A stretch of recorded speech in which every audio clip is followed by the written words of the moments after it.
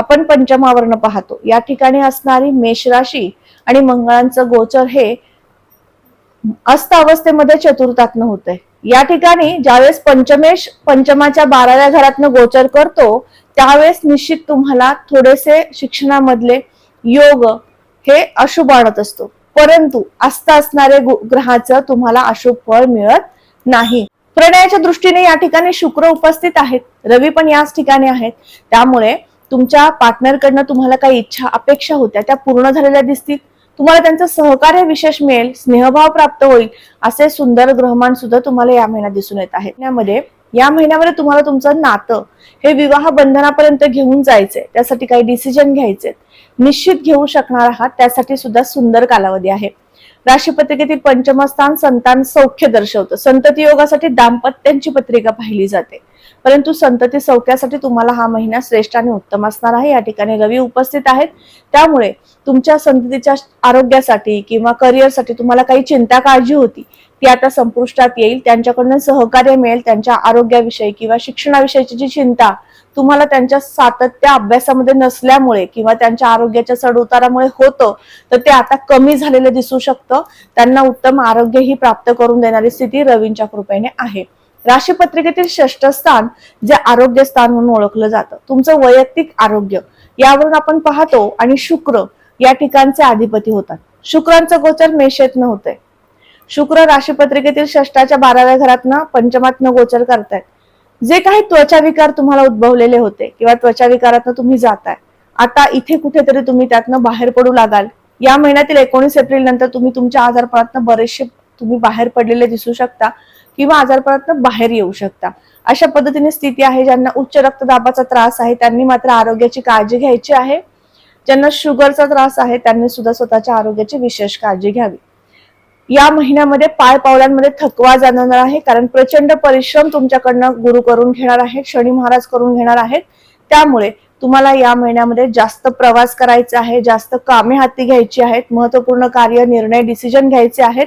त्यामुळे या महिन्यात थांबायचं नाही असा सल्ला तुम्हाला देण्यात येत आहे, कारण तुमच्याकडनं अधिकाधिक चांगलं काम होऊ शकतं आणि ते काम तुम्हाला केलंच पाहिजे। त्यामुळे हा महिना जो प्रयत्न करतोय, अधिक प्रयत्नशील आहे, मेहनती आहे, त्या वर्गाला श्रेष्ठ आणि उत्तम फळं सप्तम स्थानावरनं मिळणारच आहेत।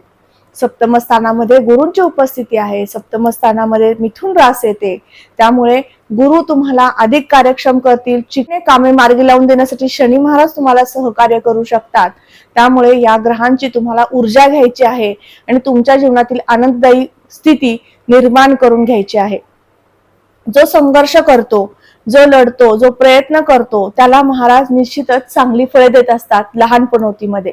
त्यामुळे शनींची ही लहानपणोती तुम्हाला श्रेष्ठ आणि उत्तमच जाऊ शकते, फक्त तुम्ही तुमच्या प्रयत्नांमध्ये कसूर करू नका।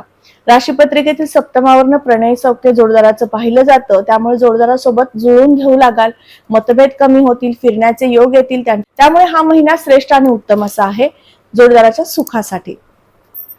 ज्यांना पार्टनरशिप मधील व्यवसाय सुरू करायचे नक्की करा, त्यासाठी सुद्धा उत्तम कालावधी आहे। कोर्ट केसेस काही जीवनामध्ये सुरू असतील, काही कोर्ट केसेस मार्गी लावून द्यायच्या आहेत, वडिलोपार्जित व्यवसाय संदर्भातील त्या आहेत, तर त्यासाठी सुद्धा उत्तम कालावधी आहे। राशी पत्रिकेतील अष्टम स्थान अचानक लाभ प्राप्तीचा आहे। कुठल्याही प्रकारचा लाभ प्राप्त करून देणारी स्थिती सुद्धा या महिन्यात दिसून येत आहे। आपण शुभ संकेत पाहतो, या ठिकाणी भाग्योदय होईल का हेही पाहिलं जातं, नवीन नोकरी मिळेल का हेही पाहिलं जातं।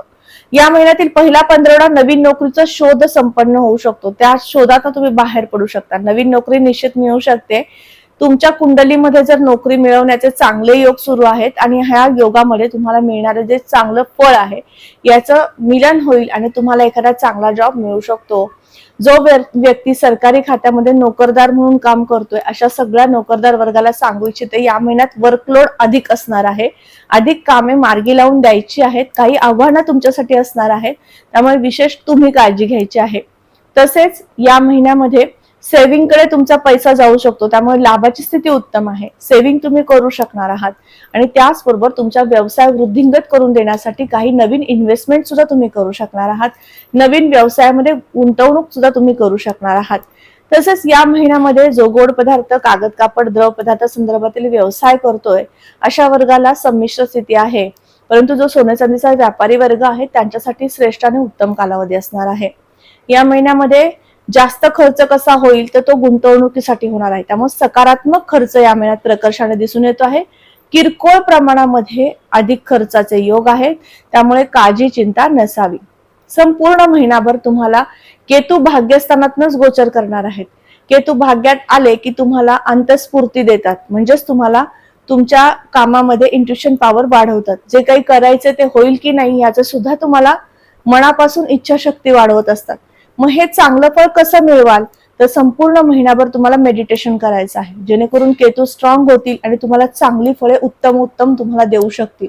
रोज तुम्हाला मारुती स्तोत्राचं पठण करायचं आहे, जेणेकरून तुम्ही जे काही कार्य करताय त्यामध्ये सातत्य राहील आणि काम उत्तमरित्या तुम्ही पूर्ण करू शकाल.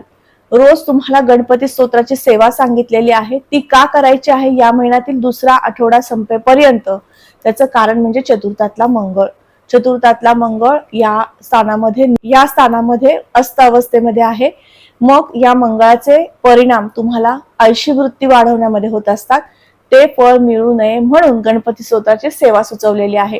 नक्की याबरोबरच नित्य नेमाने गुरूंच्या सेवेत राहा, नामस्मरणात राहा, जेणेकरून तुम्हाला गुरुकृपेने सप्तम भावातील गुरु तुमच्यामध्ये इच्छाशक्ती वाढवत राहतील, तुम्हाला स्वाभिमानी आणि प्रोत्साहित करत राहतील, उत्साहवर्धन करत राहतील. हे चांगलं फळ तुम्हाला मिळू शकेल. आपण समजून घेतलं संपूर्ण एप्रिल महिना तुम्हा धनुराशीच्या जातकांना कसा असणार आहे.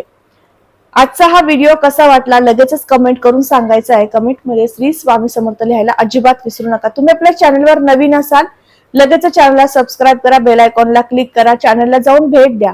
यावर अनेक महत्वपूर्ण व्हिडिओज विशिष्ट माहितीचे अपलोड आहेत, राशीफळ अपलोड आहे. तुमच्या राशीचं राशीफळ तुम्ही समजून घेतलं, तुमचे नातेवाईक, मित्रमंडळी, आप्तेष्ट यांचं राशीफळ तुम्हाला त्यांना पाठवू शकता आणि त्यांना हा महिना कसा असणार आहे हे समजून सांगू शकता किंवा तुमच्यापर्यंत माहिती ती पोहोचवू शकता. अशा पद्धतीने आपण हे काम करू शकतो आणि एक चांगला मेसेज त्यांच्यापर्यंत देऊ शकतो. पुन्हा भेटणार आहे अशाच महत्वपूर्ण माहितीला घेऊन. तोपर्यंत आत्ता आपली रजा घेते. श्री स्वामी समर्थ. जय जय स्वामी समर्थ. रामकृष्ण हरी.